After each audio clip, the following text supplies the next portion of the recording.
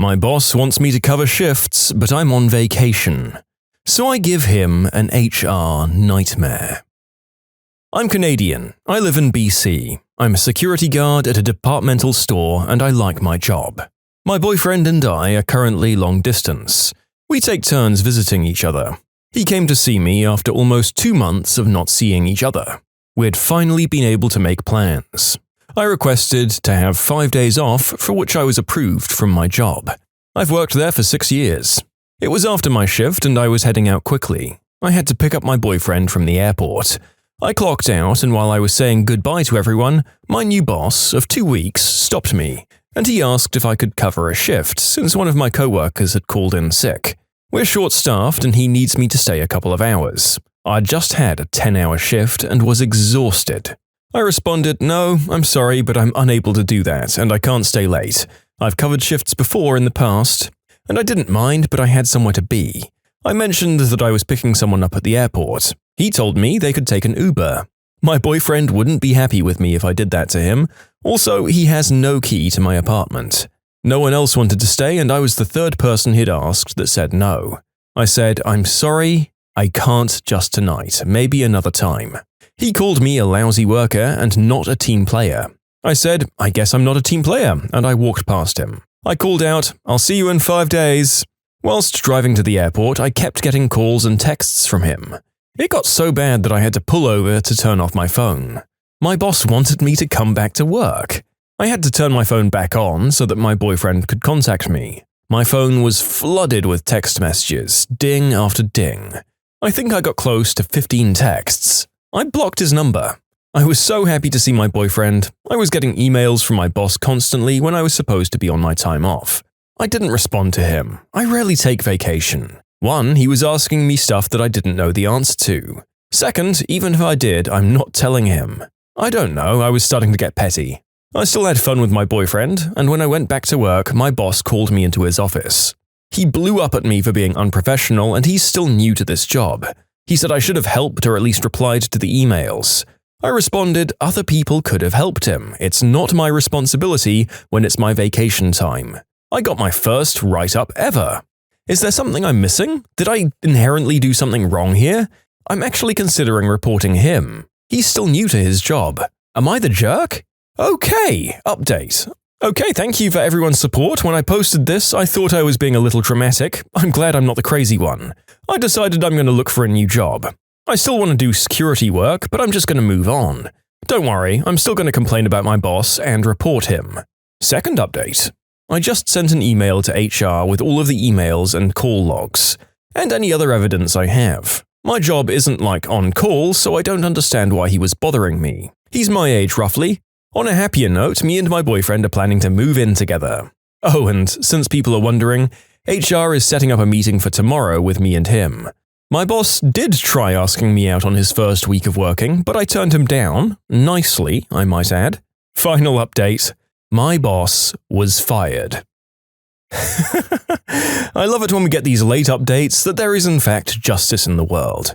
Yep, if you're on vacation, you're on vacation. If you took your holidays and went somewhere out of cell phone reception, long-distance flight or off the grid for a bit, they couldn't reasonably give you a write-up for that, and believe it or not, you have the same blanket immunity to being contacted the moment you clock out for your holiday, like you did.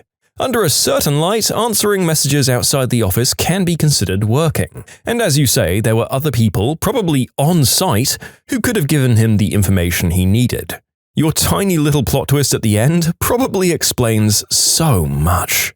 The guy was into you and asked you out on his first week on the job. He just wanted to keep up contact with you and work his magic, as we say, maybe just with the intent of staying present in your mind while your boyfriend was in town. Although that might be crediting him with too much intelligence. At first I thought he was one of those work-crazy, stick-up-a-butt psychopaths, but it is really funny how much the revelation that he was asking out his female colleagues changes the light of this whole thing to him actually just being a jealous, inappropriate weirdo. Thank God for the screenshot function on our phones. It makes reporting this kind of creep so much easier. Now he has to go and find another workplace to work his magic in and repeat the same cycle until he hopefully learns his lesson. Costing a company millions. So I work as a QA, quality assurance at a factory I'll call IDOWorkHereLady.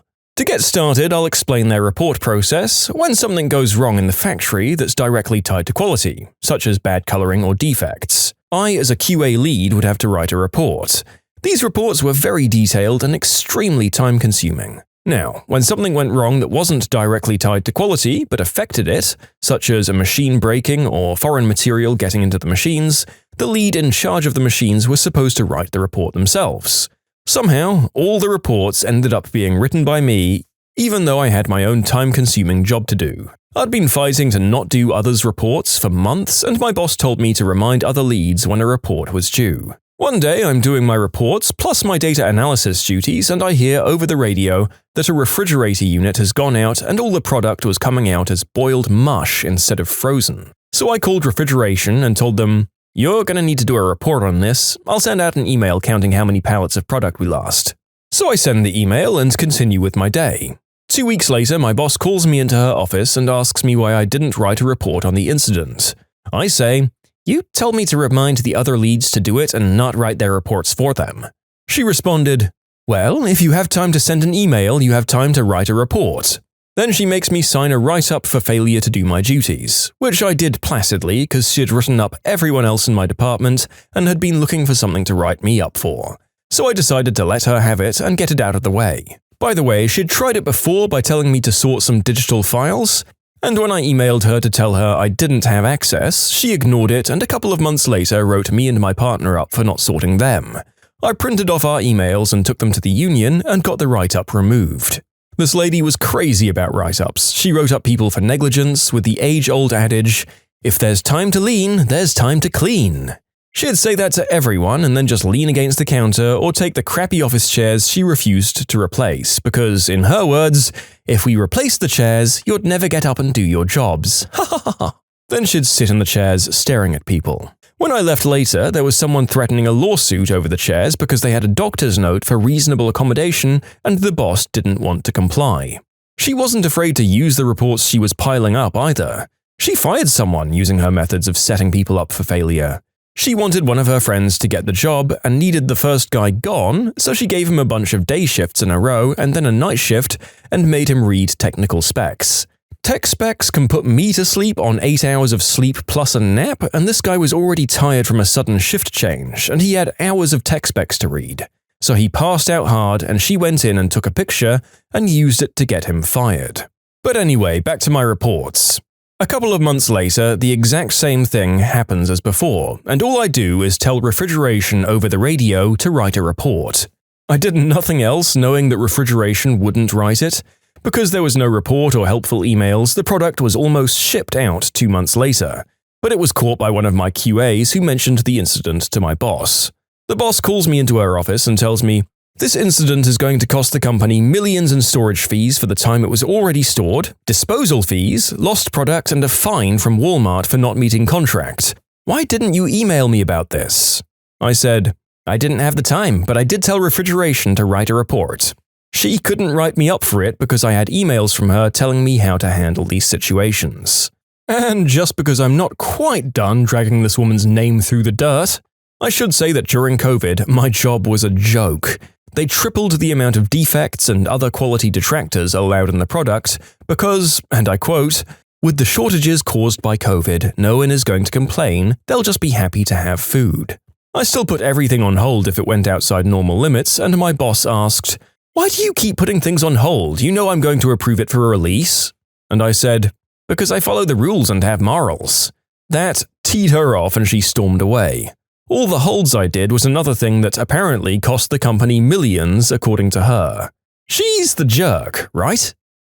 No question about her being the jerk, even though I'm sure she too was receiving pressure from above to collect her dirt and to be flexible with her standards to turn an extra buck. Good to know that the mega companies we buy everything from are prepared to sell borderline waste material to us if they think they can get away with it. The method of stockpiling reports so that she has material to fire people with as little severance as possible is about as typical as it comes with these mass producers. Very clever and just so immoral. Entrapping that employee by making him work until he was physically incapable of doing his job was a particularly ruthless move. Actually, you know what? I'm finishing this story downright annoyed that the only thing that happened to this person was the author getting away without being punished. I want blood from her higher-ups. Now I think about it, our author's actions probably resulted in the disciplining of the poor schlubs in refrigeration instead. Admittedly, it doesn't sound like they were doing their job very well, but maybe if the boss had passed on blame appropriately the first time, instead of gleefully adding to her pile of reports like a dragon on her treasure hoard, the problem wouldn't have gotten as big as it did. A good manager would have made sure that everyone was doing their own jobs correctly and not punished you for not doing somebody else's. If you like Am I the Jerk, you're probably going to love Am I the Genius. Check it out, linked below. Also, go to amithejerk.com/submit if you would like to submit your own stories. Am I the jerk for telling my daughter that if she wanted me to raise her baby for her, then she shouldn't have gotten pregnant? My daughter Amanda and her husband Chris married a few months ago. Amanda has lived on her own since college, but is still in the general area. Currently, Amanda and Chris aren't that focused on their future, mostly on having fun and doing things while they're still young. There's nothing wrong with that, in my opinion, and I think that young people should have that kind of period in their life, especially after the pandemic. I got a call from Amanda. She and Chris told me how they'd taken several tests and confirmed that Amanda is pregnant. They'd be hosting an announcement dinner, but wanted immediate family to know right away. They could barely wait as they'd been trying since they were married. Not that this was an intended pregnancy. I told them I was thrilled to be a grandpa. The dinner party happened last week, and the announcement was met with only happiness and excitement. Chris and Amanda were talking to a friend, and Chris made a comment along the lines of, "Good thing that Bobby," that's me by the way, "will while we're at work." I was confused and asked what they were talking about. Amanda revealed that she and Chris were expecting me to always watch the baby while they were working so that they could have fun time while not working. Now, I love my children and I'll never regret being their dad, but I didn't sign up for a new baby. I'm done with all of that. I want to enjoy my retirement and be free without any underage children. I explained this to Amanda and Chris, and also that there are a great many daycare options in the area. Amanda began to cause a scene because, and I quote, "You told me you were thrilled to be a grandpa." I responded that exactly. I was thrilled to be a grandpa, not a parent to this baby. She said that I should help out since I don't have to worry about working, I receive a pension, and that she's young and these are supposed to be the best years of her life. And she thinks it's unfair that she and Chris's lives should be all about our baby. I was very frank and responded that, "Amanda, of course you and Chris's life is going to be all about a baby. That's what it means to be a parent. You shouldn't have gotten pregnant if you just expected someone else to raise your child." Amanda yelled at me, "Don't be surprised when I put you in a crappy nursing home." My son Michael says that I was harsh in my delivery but not my message. My other son Nathan agreed that Amanda and Chris are expecting too much and it was irresponsible to purposefully get pregnant when they believe they don't have time to raise a baby. My sister Sandra, however, told me my comment was callous and misogynistic, and I haven't raised a newborn in 20 years and don't realize how much harder being a parent has gotten. She says the least I could do would be to start providing 4 days of childcare per week and then go from there. Multiple family members are agreeing with Sandra, so I'm looking for some unbiased perspectives on here. Am I the jerk? What on our good green earth are these people talking about? Folks, as a millennial, I need to come out and state that just about nobody I know in my generation is this entitled. My God. If you are unable to look after your own baby, you are literally unable to be a parent. Our author isn't the jerk and didn't sign up for this. Look, a lot of grandparents are more than happy to help out, and I'm sure that Bobby wouldn't have minded doing some babysitting, maybe even fairly frequently. But if you want to pop out a kid into the world and assign somebody else as their full-time caretaker, then you need to at least give them a heads up and a handshake agreement. For that sort of agreement, there's probably actually a whole bunch more paperwork involved, to be honest. And you know why that is? It's because what Amanda and Chris are trying to get done is basically adoption in everything but name. I can't believe that so many of your family are on your kid's side. Is she giving a pretty skewed version of her story to the others? Absolutely detached, if you ask me. Send it to someone who cares. Okay, can do. I'm going to be slightly vague about my company. I work for a company that has service contracts with lots of different municipalities across the country. Essentially, we go to their town and service important equipment to make sure everything is running smoothly and things meet regulations. The department I work in is to call and email the heads of other departments to have them renew their agreement so we can keep coming to service the equipment. We send a lot of reminders because some places it can take a while to get things approved and people tend to forget about the agreement. Recently, I had a gentleman, we can call him Bill, respond to one of my emails saying he doesn't need a reminder unless the contract expires. Okay, easy enough. 2 days after the contract expires, I send Bill an email. He's very frustrated and says he asked me not to email him unless it expired. I tell him it expired 2 days earlier. We email back and forth a bit and it becomes clear he can't find what he did with the contract. So I ask him if he'd like me to send it to him again and he responds, "Send it to someone who cares." Okay. So I call the main line of the municipality and find out who's above Bill when it comes to decision making. They give me the email and I send it off. I get an email back very quickly asking why Bill hadn't handled this. I respond explaining I've contacted Bill a few times and he said he'd handle it, but then it never got taken care of. He then asks me to forward my email chain with Bill over to him so he can take a look at it. I was so excited he asked for this. About 10 minutes later, I get a phone call from a very upset Bill, asking me why I'd contact his boss and now he's in a whole bunch of trouble. I respond, "Bill, it wasn't my intention to get you in trouble, but I did what you asked. I sent the contract to someone who cares." For all the people who feel I'm being a bit too ghoulish about this, at the time I didn't feel 100% great about having to go to someone above Bill, but as the day progressed, I got more and more pleasure out of it. Bill was preventing me from getting my job done.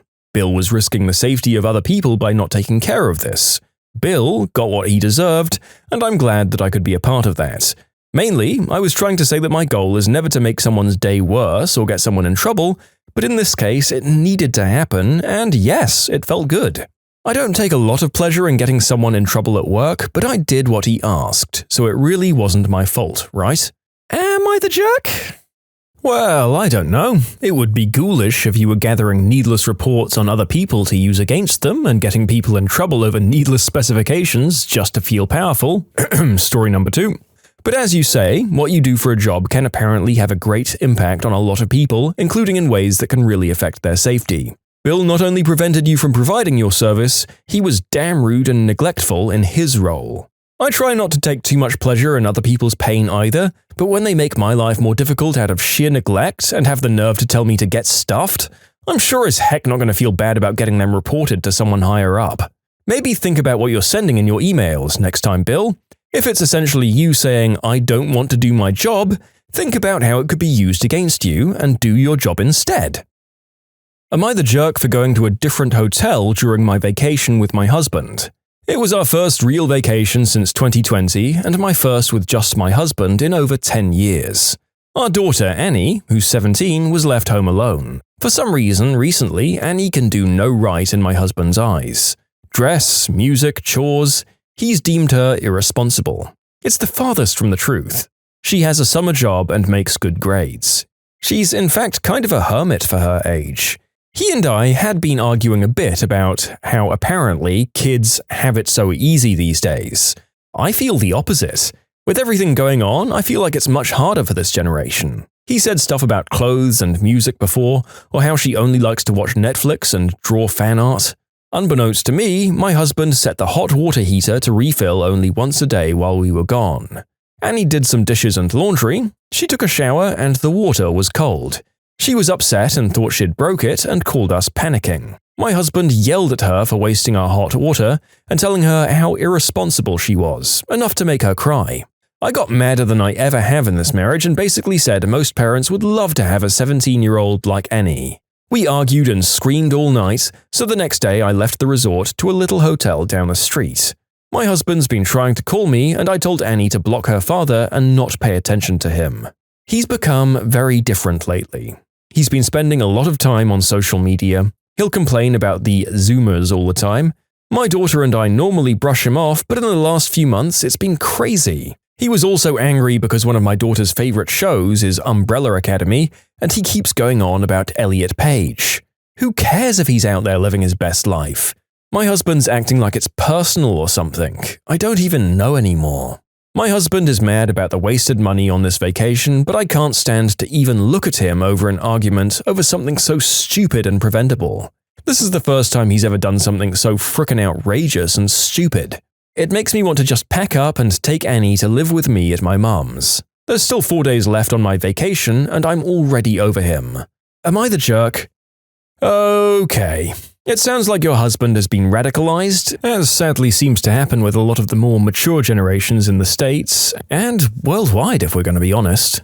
Too many people I know have had parental figures, mostly their dads, turn from sympathetic, kind people into self-serving online trolls who just seem sort of angry about things that don't even affect them. De-radicalization is possible, but sadly not an option unless they're open to it. But the point is, you're not the jerk. I hope you can help him find the light again. When you subscribe, make sure to hit the bell to turn on notifications. Put the playlist on in the background to finish listening to all the stories. Or if you want to check out some great music, check out easymode.com. If you like Am I the Jerk, give Am I the Genius a shot. Everything linked in the description.